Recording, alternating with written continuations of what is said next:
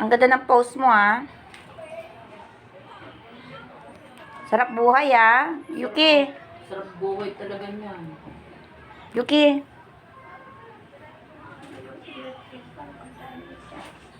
Ay, sorry po. Di ba si Yuki? Tignan mo si Yuki. May tsura. Ba, nagpapapost. May tsura.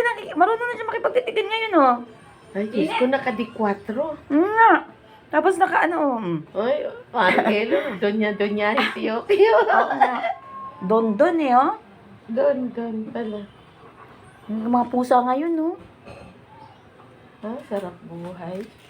Laman May ng... mga ganyan silang post yung dati ko rin pusa. Pagka nakahiga sa kama noon. Ano? Ito yung pusa namin dalawa na andun sa kwarto. Sabi ko, tanggalin mo red. Wag nanay, nakakaawa.